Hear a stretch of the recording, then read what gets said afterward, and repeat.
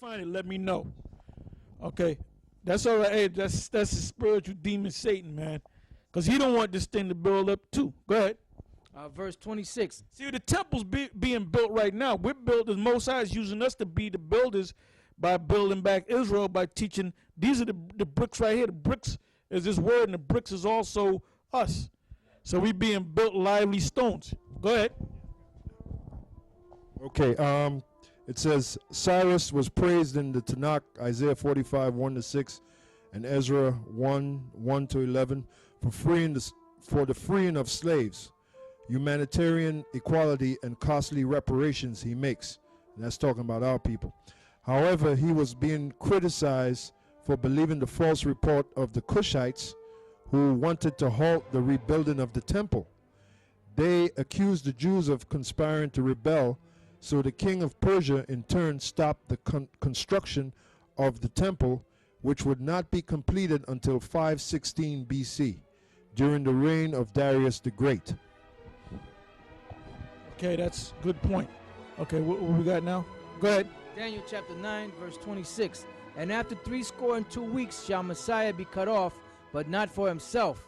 And the people of the prince that shall come shall destroy the city and the sanctuary, and the end thereof shall be with a flood. Right, the end thereof shall be with a flood is talking about when the Romans took down Jerusalem. Because there was a point where we had a good relationship with the Caesars. Now that point where that contract or that agreement was broken off, and they became enemies of us because we were paying taxes and so forth. So they said, okay, you can keep the high holy days, you can keep your temples up, we're not going to destroy you as long as you pay tribute. So that really started during the time of, matter of fact, go to, what you got? All right, go ahead. John chapter 11, verse 47. Then gathered the chief priests and the Pharisees a council and said, what do we, for this man doeth many miracles? If we let him alone, if we thus let him alone, all men will believe on him, and the Romans shall come and take away both our place and nation. Yeah, because we had a covenant with them. Now go to Acts 18 chapter in the first verse. And there's something, I don't know what name it's under, but it tells you, I don't know if that was under Claudius. It was under Claudius. Because I was reading it last night, and it tells you how the Christians were pushed out along with the Jews, which really is the same thing. Yeah, see if you can find that. It should be under Claudius.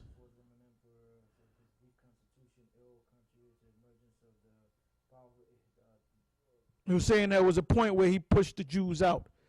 I don't know if it's under him. Okay, read that. But that's one point, and there's another point to it. Go ahead. This is the book of Harper's Bible Dictionary. Under Claudius, it says 10 BC to AD 54. The fourth Roman emperor, he assumed power following Gaius Caligula's assassination AD 41. His weak constitution and ill health contributed to the emergence of rich and powerful freedmen. Though generally conciliatory toward the Jews, he expelled some from Rome because of rioting, Acts 18:3. And there's another part in that book, I don't know if it's under Claudius or Nero, when they pushed the Jews out as a whole, along with the Christians. All right, go ahead, read. This is the book of Acts, chapter 18, verse 1. It says, this is our book of Acts, chapter 18, verse 1. After these things, Paul departed from Athens and came to Corinth, and found a certain Jew named Aquila, born in Pontus, lately come from Italy, with his wife Priscilla, because that Claudius had commanded all Jews to depart from Rome, and came unto them. And that's why I said that this particular Jew, which is Aquila, it says he was born in Pontus, lately come from Italy. And the reason why he had lately come from Italy was because Claudius had expelled the Jews out of Rome. To let you know that there were Jews that were in Rome, and you also had Israelite foreigners that were in Rome that Paul was writing letters to also. That's why it said that the people, the Romans that Paul wrote the letter to, he said that they were called to be saints. The only saints are Israelites. All right? So what happened was Claudius he basically kicked the Jews out of Rome because of the rioting that was going on. Because this word is vicious, man. This word ain't. Let's show you that them panty wearing Catholic priests, they're not men of the Lord, because they all sit there all gingerly and talking all soft spoken and all that. That's not that ain't gonna cause no riot. Okay, I just found it. That's right there. I think the key point is there, but you can start up there. Okay. All right. So this is history to back up what the scriptures is saying in Acts, the 18th chapter. Go ahead. This is under the name Rome. Jews and Christians in Rome. While Roman power was making itself felt in the Mediterranean world already at the time of the latter writings of the Old Testament, e.g. Daniel and the Apocrypha, e.g. 1st and 2nd Maccabees, it did not dominate the world then as it did during the time the New Testament was being written. Because Rome was the principal city of the empire, it was inevitable that both Christians and Jews should eventually be attracted to it. It is difficult to know. Now, the writer of this book, they're saying Christians and Jews like they're different. All right, like Christians were other nations that believed in Christ, and then you had the Jews. And when you read this document, you're going to see that the Jews and the Christians were the same people. Just the Christians believed that the Messiah came at that time. But you had other Israelites that said, no, we ain't going to accept him as being the Messiah. Go ahead. This is Acts chapter 11, verse 26. And when he had found him, he brought him to Antioch. And it came to pass that a whole year they assembled themselves with the church and taught much people, and the disciples were called Christians first in Antioch. Yeah, which the disciples were what? They were Jews. All right, go ahead. It is difficult to know when the first Jews located in Rome, although their presence in other major cities of the Mediterranean world would make it likely they were present for a length of time before the Christian movement reached the city. We also have no information about when the Christian faith arrived in Rome. By the time Paul wrote his letter to the Christians, the mid-1st century AD, it had already become an important church, Romans 1 and 8. Perhaps the presence of a Jewish settlement in... Yeah, that's why you have the book of Romans, because you had Israelites living up there in Rome that Paul was teaching. Go ahead. Perhaps the presence of a Jewish settlement in Rome was a point of entry for Jewish Christians coming there. About the year AD 49, the Emperor Claudius issued an edict expelling Jews from Rome. The fact that Christians as well were expelled, see Acts 18 and 2, indicates that at that time, Roman officials did not differentiate between Christians and Jews. Why didn't they differentiate between Christians and Jews? Because they were the same thing.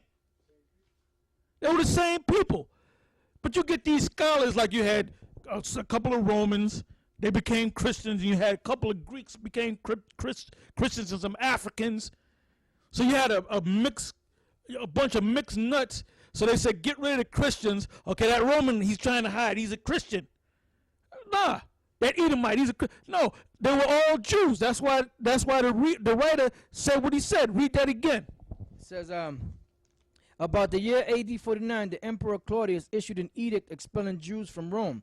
The fact that Christians were expelled, see Acts 18 and 2, indicates that at the time, Roman officials did not differentiate between Christians and Jews. Because they were the same. They were all Jews. Go ahead. So even Esau give you the truth, but he don't even understand what he's writing. Right. Go ahead. That was it on there, right? Is there any? Let me see if I'll read it. Go ahead. Perhaps because the Christians' community was not large enough to be significant some 15 years later, however, they were numerous enough to attract the blame from Nero for a fire that devastated Rome AD 64. There is an early tradition that puts the martyrdom of both Paul and Peter in Rome about this time. While we have a record of Paul's arrival and 2 years stay in Rome, there is no mention in the New Testament of when Peter got there or how long he remained. The Christian community in Rome continued to exercise influence on other churches that is shown by the likelihood that 1 Peter and Hebrews originated there. 1 Clement, a letter from Rome, sometimes in the early 2nd century, shows how the interest continued in the instance interest in the church of Corinth in Corinth. See also Augustus, Jupiter, Austria, Roman Empire. Yeah, cause this was such a big movement, man. Christianity, the Jews waking up to the Lord, that they said, man, we gotta start killing. We gotta start setting fires and blaming it on the Christians. We gotta kick them out of Rome. So we're in that same thing. So this is history repeating itself, man. Cause you got camps all over right now, and those elite, don't think that they don't notice. Those are the elites. They know what the hell's going on. They see how these prophecies are coming to pass. Here you got a simple ass nigga come up. We're trying to tell him that he's an Israelite. No, brother, I'm a Muslim, brother. If you mix it. That's why nowadays we don't, you know what, man? Just keep walking down the street. Then when you tell a clown to keep walking down the street, all of a sudden the nigga wants to stay. It's amazing, man. All right, go ahead. Daniel chapter 9 verse 26. And after 62 weeks shall Messiah be cut off. Yeah, the Messiah was crucified. Go ahead. But not for himself. Yeah, because he was crucified for the nation of Israel. Go ahead. And the people of the prince that shall come shall destroy the city and the sanctuary, and the end thereof shall be with a flood. That flood came in the form of the Roman armies through Vespasian, Titus, and Domitian. All right. Now, what I'd like you to do is go back to Vespasian in this book right here. So we're gonna have to go. We're gonna have to deal with Vespasian. We're gonna have to deal with Titus. Well, Titus was the key guy. Go ahead. Vespasian, a Roman general who began the siege of Jerusalem in the first Jew. So this was the end of the 70 weeks in Daniel the 9th chapter. Go ahead. But like I said, if we was to really go deep into this, man, we'd be doing this for the next 3 months. So it's up to you to do your studies and to learn this history, all right? The key people that you got to study on is during the time of Israel coming out of Babylon, during the time of Cyrus, during the time of the 3 Darius. Go ahead. It says, Vespasian, a Roman general who began the siege of Jerusalem in the first Jewish war of rebellion against Rome, AD 66 through 70. In the midst of the siege, he was named Roman emperor, and he ruled from 69 to 79. His son Titus, who took over the siege in Jerusalem and pursued it to its conclusion, also succeeded him as emperor 79 through 81. See also Titus. Now go to Titus. Now the Lord, before he was crucified, was telling the people that when you, matter of fact, go to that too. Matthew's the 24th chapter. Go ahead. Matthew chapter 24 verse 15. Yeah, because you got guys in the church reading that, and they'll just read it.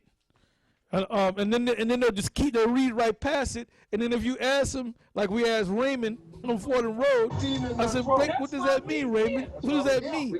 And he didn't understand. He didn't know what it meant. Go ahead. Say, what's your name? What's your name, first of all? My name is Raymond. What's your name? All right. Now one of the brothers, Yohannabar, ran into him and talked to him, and then he said, I'm one of them Israelites. So they, shook hands and they talked and everything, because Raymond saw that we were right. Because you got them people in the churches, they'll read a scripture and they'll just read right through it and won't give you the understanding of what it meant. They'll say it's talking about now. See, the Antichrist. It might be Barack Obama. He's going to enter into Jerusalem. When he goes into that temple, no, that's not the fulfillment. The fulfillment already took place. Go ahead, brother. All right, this is Matthew chapter 24, verse 15. When you therefore shall see the abomination of desolation spoken of by Daniel the prophet stand in the holy place, whoso readeth, let him understand. That's why the Lord said, whoso readeth, let him understand. Because if you don't understand it, you ain't got no business reading it. Read that again. When you therefore shall see the abomination of desolation spoken of by Daniel the prophet stand in the holy place, whoso readeth, let him understand. Yeah, now I don't know if you can find it, but I had an article there where it says how he actually entered. I guess if you go to Wikipedia, if you go back to Wikipedia, or you go to my favorites, and speak for a minute. Right. So that's basically what it is. It's basically a historical account. The book of Daniel is a ninth chapter.